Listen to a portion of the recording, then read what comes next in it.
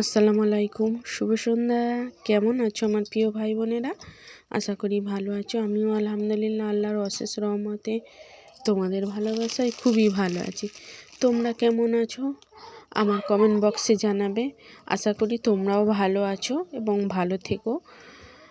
আর আমাদের মেয়েদের জীবন হাসি কান্না সুখ দুঃখ সব কিছু নিয়ে জীবন। কখনো আমার জীবন নিয়েই তোমাদেরকে আমি তুলে ধরি। জানি না কার জীবন কেমন, কিন্তু আমার জীবনটা কখনো হাসি, কখনো কান্না, কখনো সুখ, কখনো দুঃখ, কখনো অনেক টেনশান, মাথা ভরা টেনশান নিয়ে ঘুরি। তবুও জীবনটাকে এগিয়ে নিয়ে যেতে চেষ্টা করি। মুখ থুবড়ে পড়ে যায়, আবারও এগোই। কারণ থমকে থাকলে তো আমাদের হবে না, আর চিন্তা ভাবনা করলেও হবে না বসে বসে। এই বয়সে এবং যতটুকু সময় পেয়েছি নিজের জীবন দিয়ে অনেক অভিজ্ঞতা পেয়েছি যে যখন দেখবে তুমি দুর্বল হয়ে আছো, চুপচাপ আছো, তোমার কিন্তু জীবনে অনেক কষ্ট তখন তুমি পেয়ে যাবে। এমনি এমনি দিক দিয়েও কষ্ট পাবে, তারপর মানুষরা তোমাকেও আঘাত করবে। তা দুর্বল মানুষরা বেশি আঘাত পায়। তা সেই রকম আমি অনেক আঘাত পেয়েছি, অনেক কষ্ট পেয়েছি। আর এখন মমতাজ, তখন মমতাজ অনেক তফাৎ ছিল। আর আমার স্বপ্ন ছিল একটা সুন্দর সংসার হবে, ঠিকঠাক, ঠিকঠাক বলতে মোটামুটি যে বড়লোক অট্টালিকা বাড়ি ঘরদোর না, মোটামুটি খেটে খাওয়া মানুষ, তার মধ্যেও আমার চাওয়াটা অনেক বড় ছিল আমার বরের কাছে। তা সে মনে করতো এই চাওয়াটাই তার কাছে অনেক কঠিন হয়ে পড়তো। কারণ কাজ তো করে, চাকরি নয়, জরির কাজ করে। তারই মধ্যে সবাইকে সামলাতে হয়ে নিজের বউকে সময়টা দেওয়ার মতন তার সময় ছিল না, বা আমাকে দেখার মতো তার সময় এখনো পর্যন্ত নেই। নিজের পরিবারের কি চাই বা কি চাহিদা, সে সময়টা তার কাছে নেই। সেই জন্য এখন আর দুর্বল নয়, এখন কাঁদি না। এখন মনে করতে হবে নিজেকে, সবসময় আমি চাই আমি সফল হব।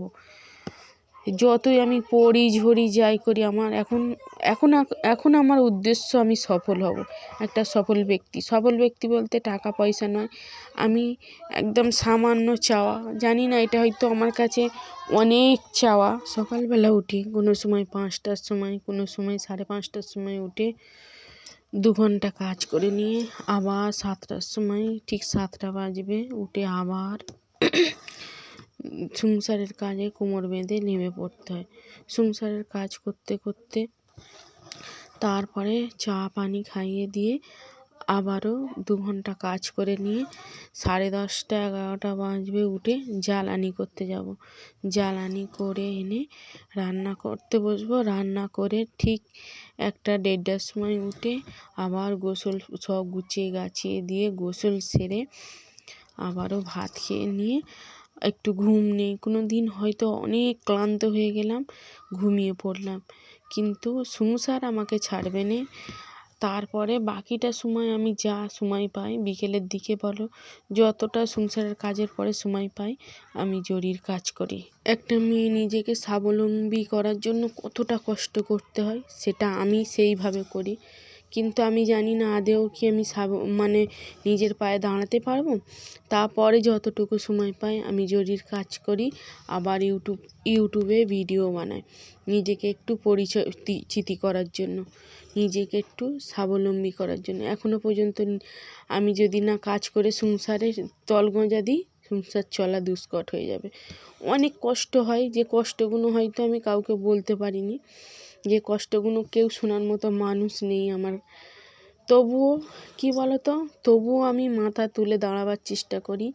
তবুও আমি নিজে কাউকে তোয়াক্কা করি না যে কে আমাকে কখন খেতে দেবে তবে আমি খাবো, কে কখন কি কিনে খাওয়াবে সেটা আমি খাবো না। আমি নিজের মতো সবসময় থাকতে ভালোবাসি। তা আমি স্বাবলম্বী হতে চাই বা নিজের পায়ে দাঁড়াতে চাই, নিজের একটা পরিচিতি চাই, কিন্তু আদৌ পাবো কি আমি জানি না। কিন্তু আমার লক্ষ্য, আমাকে সফল হতে হবে। বলে না যে তোমার লক্ষ্য স্থির থাকলে একদিন ঠিক সফলতা পাবে। তা আমার লক্ষ্য স্থির ঠিক আছে, কিন্তু আমি পাবো। আর মানে কি বলছি তো, প্রচণ্ড কষ্ট হয়, সে কষ্ট শেষ নেই। আমি যে তোমাদের সঙ্গে এই কথা বলার ভিডিও করছি, কিন্তু আমার হাতে এইদিক কাজ হচ্ছে, আমার এদিকে হাত ছুঁয়ে কাজ হয়েই যাচ্ছে, মানে কাজের আমার শেষ নেই। মাথার ওপর অনেক টেনশান চিন্তা নিয়ে সব সময় থাকি। হয়তো অনেকে বলবে টেনশান কি, চিন্তা কি, কারণ যারা জরির কাজ করো তারাই জানে যে জরির কাজ করে, আর এমনি তো আগে অনেক দিনা ছিল আমাদের, সেই দিনাগুলো দিতে দিতে আজও আমরা ঝেড়ে উঠতে পারিনি। তাছাড়া কি বলো তো, তোমাদের দুলাভাই এমন একটা মানুষ, দিনা করে আসবে, আর দিনাওয়ালারা এমন এমন তারাও এমন ছোট লোকের মতন তাদেরও ব্যবহার। ওরা দেবে তাকে দেখে, যখন পাবে না তখন আসবে আমার কাছে ছুটে পড়ে। মাঝে মধ্যে খুব রাগ ধরে, বড় ছোট মানুষকে কথা বলতে পারি না বলে তাই, কিন্তু বড় ছোট কথা আপনি মুখ থেকে বেরিয়ে আসবে। যখন দেবে তখন আমার কোনো খোঁজ খবর নেবে না, কিন্তু যখন চাইতে আসবে তখন কিন্তু ওর কাছে চাইবে না, আমার থেকে চাইবে। আর আমি বা পাবো কোথা? আমি ছেলেকে বুদ্ধি ফিকির করে নিয়ে চালাই। আমার ছেলে তো একটাই কথা বলে, হোক বা না হোক, দিনা বা করবে না। তা আমার ছেলেটা আমার মতন, কম খাবো, দিনা করবো নি, বুঝে চলবো, খাটবো, পরিশ্রম করব, কিন্তু বসে বসে দিনা করবো নি। আর আমার বরটা মানে কি, গতরকে সুখ দেবো, আর দিয়ে এদিকে আবার ভালো মন্দও খাবো, মানে সব দিক আছে। জানি না কবে শুভ বুদ্ধি হবে বা হবে কি আদেও। যার 80তে জ্ঞান হয়নি যার 8-এ জ্ঞান হয়নি তার 80তে হবে না, এটাই আমি জানি। তা কিছু করার নেই, জীবনকে নিয়ে চলতেই হবে।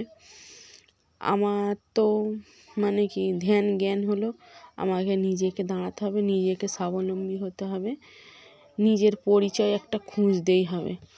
বলে যতই কষ্ট হোক না কেন, তবুও নিজের লক্ষ্য, নিজেকে একবার প্রতিষ্ঠিত করবই। সেটা তোমাদের সাহায্য ছাড়াই হবে না, তোমাদের সাহায্য নিতেই হবে। আর আমি জানি তোমরা আমাকে অনেক হেল্প করেছো, একটা অজানা মানুষকে যেভাবে সাপোর্ট করে আজ এত দূর নিয়ে এসেছো, শুধু তোমাদের পক্ষেই সম্ভব। কিন্তু এটা কি বলো তো, যদি নিজের কোনো কাছের মানুষকে বলতাম যে আমাকে একটু হেল্প করো গো, তখন কি করতে জানো, ঠ্যাং ধরে আরও ঝুলে থাকতো, তোকে হেল্প করবো, তোকে ঠ্যাং ধরে কাচার মারবো, সেই রকম। কিন্তু তোমরা আমাকে চিনোনি, জানোনি, 8 মিনিটের দেখা, 8 মিনিট 10 মিনিটের ভিডিওতে দেখে তোমরা আমাকে অনেক সাপোর্ট করো, অনেক ভালোবাসো। কিন্তু কোনো কাছের মানুষ তো এত সাপোর্ট করবে না, বা তাই কত কথা, নিজে খেটে খাবো, তাতেই মানুষের অনেক কথা শুনতে হয়।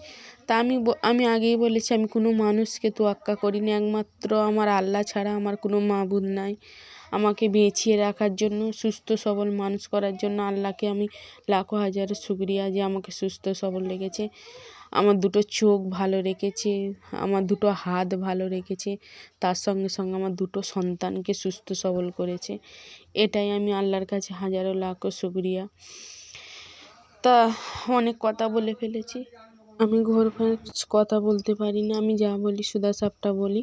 তা সুধাসাপটা কথা বলার জন্য অনেক মানুষের কাছে আমি খারাপ, তাই জন্য এখন নীরব চুপচাপ থাকি, কথাই বলি না। কথাই বলবো না, আর কারোর দোষেরও ভাগী হব না। তা সবাই ভালো থেকো, সুস্থ থেকো।